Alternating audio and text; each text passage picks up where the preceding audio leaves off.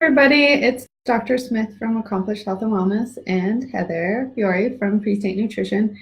And today we are talking about healthy at every size, right? Yes. So, I mean, I know a little bit about healthy at every size, but she's going to lead the show today. So we don't have any tea today because because I had an upset stomach. So we have water today. I have water. I got nothing. Has nothing. That's all right. That's okay. She's going to talk. So we were going to start. I was thinking that we should talk a little bit about weight bias in healthcare because it's kind of why the health at every size movement started. Yeah. Okay. And so I was looking at this great article from in the National Institutes of Health. I'm trying to think where specifically it came from. I don't know, I forget what NHPI stands for. But anyway, a couple years ago, kind of describing, sort of the impact of weight bias and stigma and kind of what it means for patients and providers. So, I think most of us have bias, we have biases for one reason or another, right? Yeah. But there's bias against fat people, and I'm just gonna say fat people because I feel like obesity is a clinical term, and I think we're very comfortable with it. Yeah. But it's not something that people use. Right. Like nobody describes themselves or their family as obese, unless they got that word from their doctor. That's just not a thing. Yeah. So people say fat. They say fat, and so I don't say it in a mean way or derogatory. It's just a descriptor.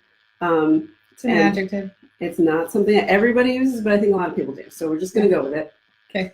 And so, a lot of times, just people in general have biases against fat people. And so providers are people too. And so they hold these biases too. Right. We're all people. Turns out. Even healthcare providers. Even as healthcare providers, we're people. We have biases and we make mistakes and yes. And so so some of the sort of the bias and the stereotype for fat people is assuming that they're not going to adhere to recommendations is one of the biases. Sure. One of the stereotypes or assumptions that people make. We decide that they're lazy or undisciplined or, weak-willed, that's why they're in this situation. It kind of comes down to this individual responsibility sort of approach to obesity. Like it's your fault because, you're. Yeah. And I actually have found in my experience that they actually want to lose weight the most, and I think that a lot of people, I guess, want to lose weight. Not everybody, but lots of people want to lose weight. A lot of people. But I find that fat people they try all these different things. So I don't think it's a willpower thing. They just don't know the direction to go. Yeah. And then I think when it doesn't work, just like we talked about all those diets out there, and we were talking about, the health benefits and the health risks of them. And, even going through that, I learned a ton about all the different diets and which ones I would recommend over others. And but when it's a fad diet and everyone's doing it and it's hard because it's an elimination diet, and those are hard to stick with, right? Yes. For anybody. Yes. And especially someone who doesn't have a good relationship with food, that I think would make it even harder to stick with. No doubt. So they just switch it up when it's hard to stick with, or it's not working, or we just switch it up. And I think that, but the trend actually is that they keep switching it up, meaning that I think that their willpower is pretty strong. They just aren't sticking with the right diet, Mm-hmm. you know, or the right program or whatever. Yeah, they're just picking things that are too hard. Yeah. And it takes a toll when you feel like a failure, and then Oh, yeah. like over and over again, you're feeling this sense of failure. Yeah. And then you just, you know, you probably have this bias against yourself, like, well, I can't do it. I obviously. Well, and I think also then what my next trend I see is that then at that point they want something easier, right? Which anyone would, I would. Right. I mean, gosh, I've been trying all these diets. Right. That's when they come to me and they say, just tell me what to eat. Right. I'll just do or it. They come to me and they say, what about these things? What about these procedures that are out there? You know, like gastric bypass, the lap bands. Or the pills. The diet pills. Oh gosh, they're so bad for you. But and then I'm like, especially with the procedures that are out there, those you have to learn an entire new way of eating. Right. It's not really the a quick way fix. of eating is not something I would want to spend the rest of my life eating that way. And so I would just rather that, like I always say, I would just rather you learn to eat. Like, let's work on that. You know, but I can understand what you're saying over there. Yes. So what happens with this, you know, when you've got this sort of stigma and these stereotypes and assumptions, is that you end up treating people with less respect, right? Sure. Because, you know, that just is what the outcome is. Yeah. So the implications of these biases is that that people's healthcare quality is compromised. I think some of that goes both ways in the healthcare. Because I can see exactly what you're saying, but then I think also they stop coming.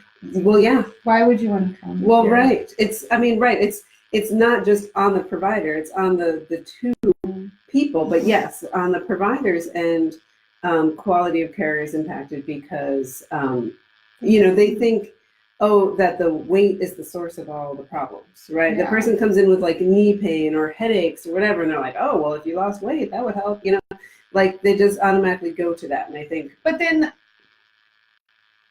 that's true. Sometimes, only sometimes though, right?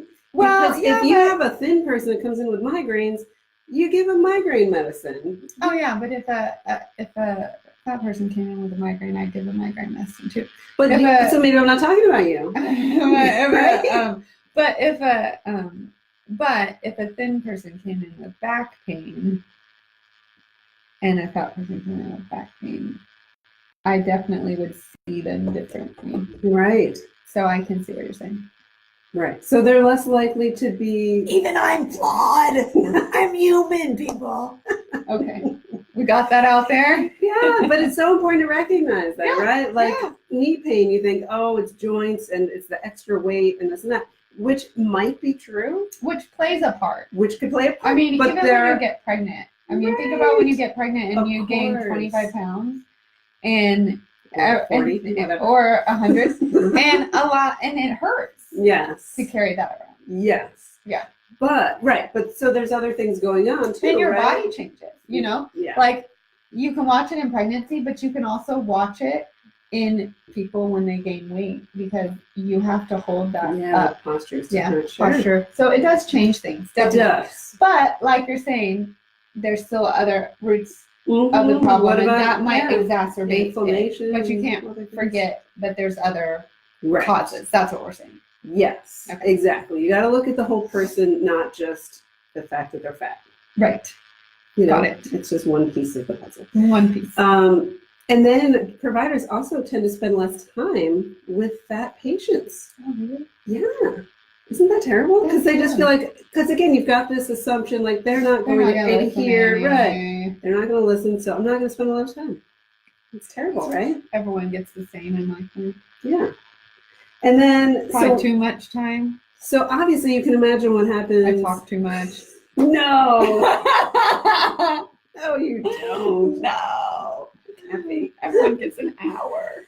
Oh my gosh. Yeah. Well, until I can have to be forced. And then you have to go less. But for now, everyone gets an hour. Nice. There you go. So you can imagine that, when a patient is experiencing this bias, what do? They don't go to the doctor as much. And they probably aren't going to follow the program, because if you don't have that relationship, why would, if you're not trusting the person you're getting the information from, why would you accept that information? Exactly. Yeah, I agree with that. You're not going to trust them. Yeah. And you're feeling shamed. Right? Who needs to go to the doctor to feel shamed? Right. You could probably feel shamed in your house all by yourself. Right. Which is terrible. Yeah. But more than likely the case. And so you don't need the doctor for that. You don't need the doctor to point out that you're fat. Like, you probably already know that. Yeah. You may already be working on it.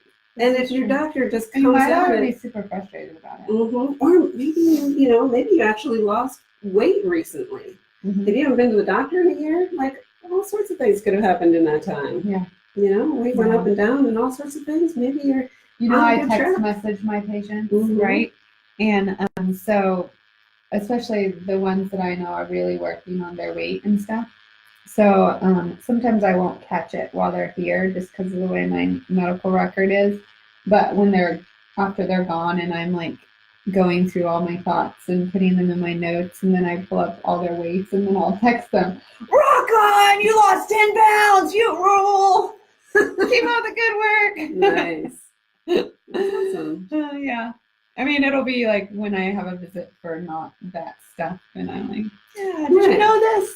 Yeah, I mean, I think that's important because you're focused on whatever the issue is at the appointment that they're coming in for. Yeah. Yes, but it certainly feels nice when your provider recognizes you're working hard. Yeah. So, a lot of times they just feel like they're not being taken seriously. And so, they're less likely to go and even get screenings for like breast cancer and all sorts of things, because they just don't, they just have this, negative feeling about the medical industry. Like, you're going to get, shamed, whether outwardly or, indirectly, and who needs it? And I wouldn't want that. Yeah. I'm my worst critic. Is that right? Yeah. I don't need somebody else to be critical of me. Most of us are pretty good at that, to be honest, actually. So these are some things that can help. Okay. Starting in the waiting room, like, you've got to have chairs that are comfortable for all sorts of body shapes and sizes, right? Because if you only have like chairs with arms and people can't fit in them, that's awkward from the beginning. It is. Right? And they're probably already anxious about going, but they made themselves go, and here they are, and now they can't sit in a chair. That's terrible. You know what's cool in my clinic? People don't wait in the waiting room very long. Right. Come on back. Yes, and you don't have all this other staff that you have to worry about training, because it's not just about the providers, but all the people that they interact with. Like the tech who might like check vitals and stuff. Like, you've got to have a scale that works for that person. And you've got to have a blood pressure cuff that fits. Like, it can't be all tucked away in some office somewhere, and you're like, oh, I have to go get the, the fatty cuff or whatever. Like, it's got to be like got to be right there and normalized and everything, so people are comfortable. Yeah. And then, you've got to have a relationship with your patient.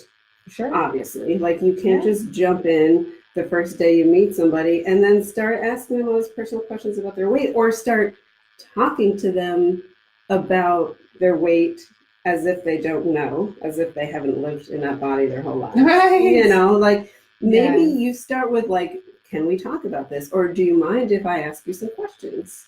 And then like, so, I'm curious what you think about your weight, or I'm wondering, have you been doing anything about that? Or, I'm worried about your health. Like, just be open and not all assuming about it. I oftentimes actually don't need to ask, because they bring it up on their own.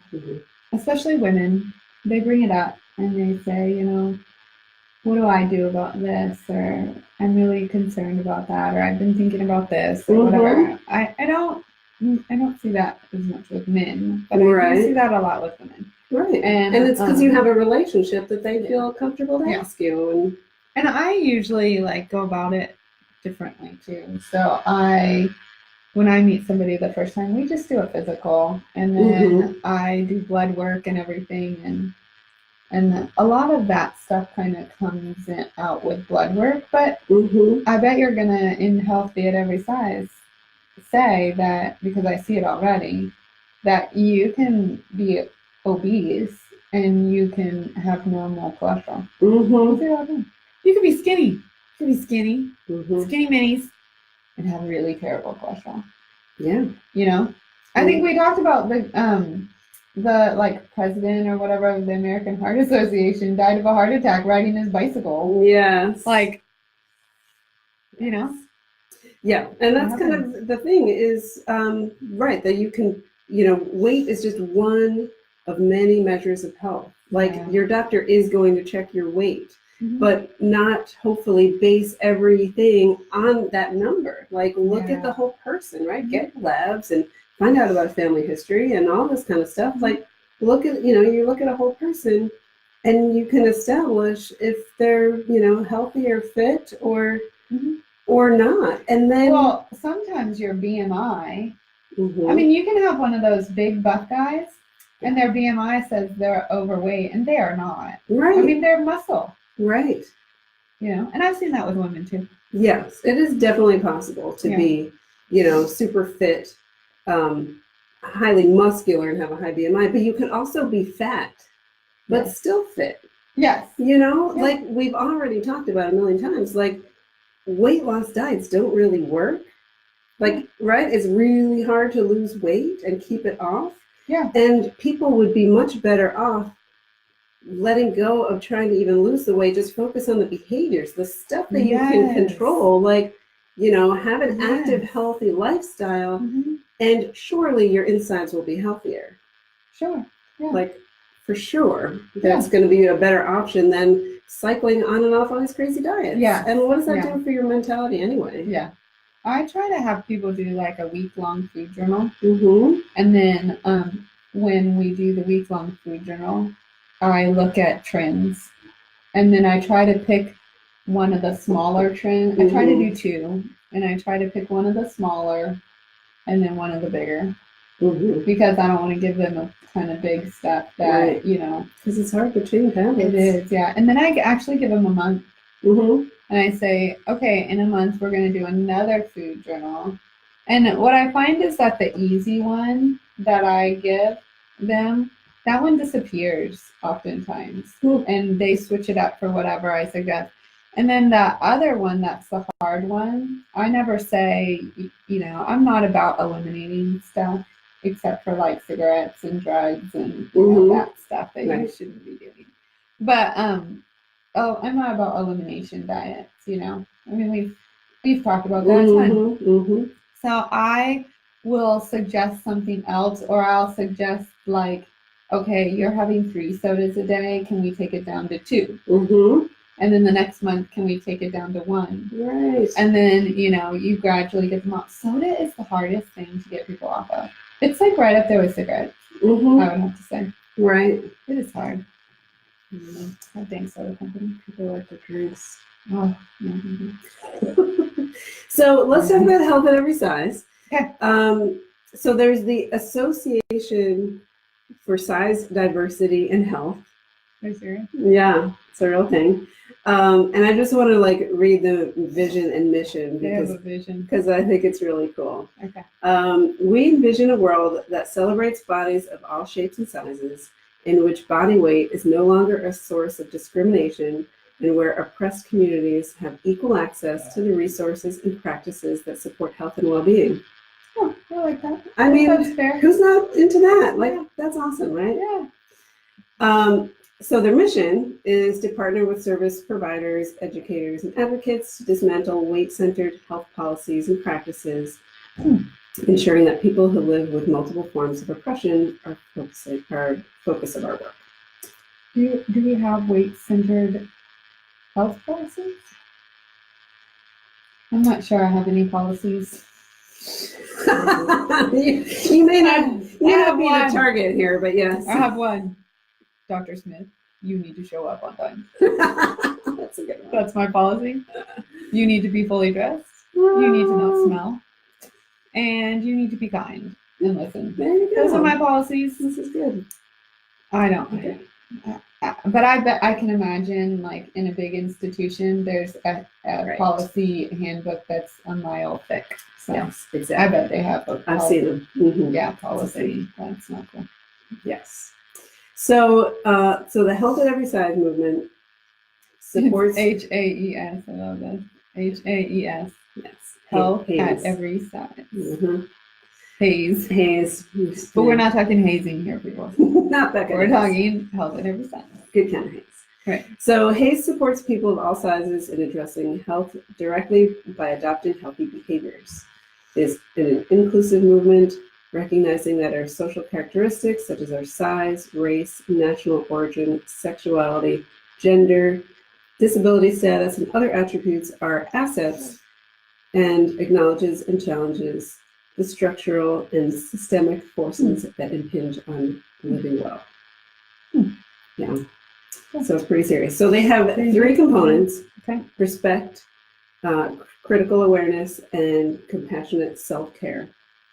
And so there are providers that are like Hays certified or whatever. Really? And I was just looking into I that. didn't know that existed. And it's a thing. You could do that for a small fee if you wanted. Oh, I'm sure it's a big, small fee. It's actually like a sliding scale. It's kind of like whatever you're comfortable with. Oh, Here's a range. Here's a donation. Here's a suggested range. Okay.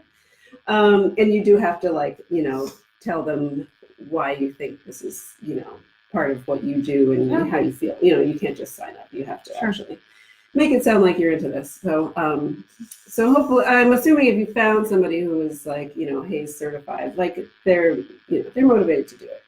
It's not just, for no reason. It's not just abbreviations at the end of your name. Right. Like most of us have enough alphabets here. They don't need more stuff just so that's kind of the idea. And there's so much more to it, but I just feel like, it's important to recognize that, again, that weight does not define us. It is one of many measures of health. So your doctor is going to measure it. And oftentimes we measure it every time just because it's like one of our vital signs. But I actually, going into private practice, I've kind of gotten away from that. If they're not, so every kid that comes in, I usually weigh them just because if I have to give them a medicine, they're weight based. So I have to know their weight. But, if somebody comes in for an adjustment, I don't need to weigh them. Right. Unless there's something else I'm looking at. I will weigh them. But right. I mean, a lot of people don't want, like what my scale is here. It doesn't match what's at home. I tell that to people all the time. It can be like 5 pounds different. As long as it's like the same here, Right. And that's usually what you're looking for is some kind of change over time. Like if it's going up or it's going down, that might be cause for concern. It may not be, but anyway, it's just something. Have you seen those I guess commercials or clips or pictures where they had this, like they showed a Victoria's Secret picture of their women all in their scantily dressed stuff that would never look good on them. And then they had the new Dove. The Dove models that are a little bit more full-figured models that look like normal people, right? And then what they did was they showed the same exact Victoria's Secret picture again after that. It was like this scroll thing.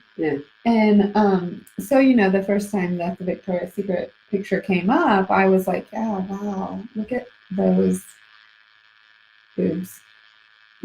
Yeah. Boobs, and they have long legs. Huh. And then I saw the full figured women and I was like, probably fit in that picture a little bit better. Yeah. And then I went back to the, I scrolled down again and it's the same picture and I was like, oh wow, they look sick. We should get them some food. And it's the same picture. Wow. But it was different perspective 'Cause after you saw you the like normal person. Mm-hmm. You know? And so then I was like, okay, well, number one, I don't feel bad that that Victoria's Secrets and those women and I don't look the same. That was good for me. Mm-hmm. Gen 1, Victoria's Secret 0. And then I was like, I think I'm going to buy more Dove soap. Yes. Really love what they're doing. Yeah. Because it really did make even just me feel better about myself. Right. I mean, we need to see a diversity normal. of people in marketing and advertising. I mean, for one thing, like, if you don't look like one of those Victoria's Secret people, how are you going to go into the store and expect to even buy their stuff? Like, right. Are they got your size? Don't. What's it going to look like? Have you ever gone to Victoria's Secret? Oh, yeah. When I was younger. I think it's interesting. They throw these bras at you, right? And they're like, let me measure you. And we'll put you in the stall and I'll just keep bringing you bras. And they're like throwing them over, And I'm like, wow, I just had a baby. Mm-hmm. I just want a bra that fits me. That's not the place you go after you have a baby. Yeah, but they have unusual sizes there, which is why I went there. Because babies and nursing and bras and stuff, they're just like crazy. Yeah. So so then after like a year went by after a baby, I was like, oh, I liked that one bra. I'm gonna go try it again and see if I can get one now that fits because you're like different again. Yes. Yeah, and then I was like, oh, well, I don't need Victoria's Secrets. I'll just go back to Kohl's. Yes, but it's nobody follows me with bras there, except for my daughter. For the tape measure. Please stop touching my boobs. Come on, get away. Yeah, so they're a little crazy there. Yes, this is true. The bras are cute though. They are cute, and there's nothing wrong with trying to feel good, and pretty, under your clothes or on top of your clothes, whatever. But it does help when we see people that look like us, Yes. And I want my kids to see people that are normal looking because, it's hard when you're in that puberty stage and you're trying to feel good in your body and you just don't because everything's changing. And then you look and there's all these women that aren't even, like, they've been airbrushed. Yeah, it's not even what they actually look like. They've been airbrushed. And you don't look like them. Well, because you don't airbrush yourself every day. Right. So I like what Dove is doing. Yeah. I say more power to you. And, hasn't like Europe done that too? They actually have put a stipulation. They've got rules about how, like, what your BMI, what your minimum BMI, yes. Yeah, but even that's skinny. Yeah, it's still super skinny. It's just not like. Have you ever seen some of those runway? Okay, now I'm bashing on skinny people. I'm sorry. So like, please, it's a different kind of weight bias here. Sorry. But once I was watching this runway, right? And have you seen those heels that they wear? They're like crazy. Yeah. I watched and I can't even get this picture out of my head because I really wanted to jump in the screen and be like, oh my God. She like twisted her ankle 6 times trying to get back from, And I just thought, oh my God, she's not going to walk again. Right. Yikes. Yeah. So. Yeah, they wear some crazy things in the runway for sure. And that's not even like what you even buy at the store. No. It's just like crazy stuff. I don't even understand the runway actually because where do you purchase that stuff? No. And where would you wear it? You don't. It's just for show. It's just a show all by itself, unrelated to the brand even. Yeah, that's true. It's like art on a person. Yes. Except it's not even very artistic because those heels are ridiculous. Yeah. It's really not at all practical or I call those like anything more than this on a heel. It's like a sitting shoe. That's all I used to do. Sit in it. Yeah. Did you know there's a fracture called a high heel fracture? No, I believe it though. I actually have one of those. Oh. I don't even, whoever knows me knows I don't wear heels, right? Hardly ever. So how the heck did I get a high heel fracture? Pothole. Oh, that's terrible. Same thing as a high heel, I guess. So yeah, that whole took me out. Anyways, back to what we were talking about. Well, her side's so sidetracked. I don't know how she deals with me. Anyways, so I think our point is, and this sort of like ties together a lot of the things that we've talked about in a lot of our videos about, just taking the emphasis away from weight when it comes to health. Right. You just focus on doing healthy stuff to take care of yourself. Yes. And don't worry about what your weight is doing. You can let your doctor worry about that. I don't even tell people to weigh themselves, to be honest with you, when or if they're like really obsessed with weight, I say pick a day. That's the only day you get to weigh yourself. And you need to weigh yourself the same every single time, like the same clothes or no clothes or whatever you're going to do. One day, that's it. But I always tell people, how do you feel in your clothes? Because who cares what the scale is doing? I mean, your body is gonna change. You build muscle, you lose fat, and all this stuff happens that's different. And so if your clothes are getting looser, but the scale is staying, kind of the same, then guess what? Your body is becoming more fit. So I just am like, what are your clothes doing? Right. Yeah. And what are you doing to take care of yourself? Yeah. And how do you feel? Are you feeling better? Are you feeling more like you can chase your kids or your grandkids? Right. And you're exercising, you can feel the difference there, right? Yes. Can you do more than you used to be able to do, whether it's lifting weights or it's more cardio, or you're running around or you're going upstairs. Like those are things that you should be focused on in terms of improvements, not looking for a number on a scale. Right. And throw out the diet. It's a lifestyle change, people. Lifestyle change. No diets. No. Diets fail. They do. Yeah. But lifestyle changes. They're good. Yeah. Nothing wrong with trying to be more healthy. No. All right. Are we having anything more to say? Okay. So we need to decide what we're doing next time. Right. So these are our things that we've talking about. Soda. Let's do soda. It's like my favorite thing. Soda. Let's do soda. Okay. Yeah. Yeah. Do you think we'll find any health benefits to soda? No, I don't think so. But we could talk about soda over the lifespan just to make it interesting. Like, I don't know if there's a difference between like drinking soda as, say, a toddler versus drinking it as an old person. Right. I don't know. Well, we'll find out. All right, people, that's what we're doing. Please be kind to everybody around you because we don't walk in their shoes, right? Yes. And yourself. And yourself. Yes. We need to not be so negative to ourselves. Everyone is your worst critic, really, when it comes down to it. Yeah. Love yourself. It's the only self you have. And it's the only thing you can control, right? Like the only person you can control is yourself. That's it. So love the self that you can control. And then come back and see us next week because we are going to talk about soda. Yay! And if you have any questions or concerns or anything, please don't hesitate to ask. And we hope we didn't offend anybody today. That was not our goal. No, it's definitely not our goal. No, because we are all about the respect, the critical awareness, and compassionate self-care. There you go. Okay. So have a good rest of your week, and we will see you next week. Like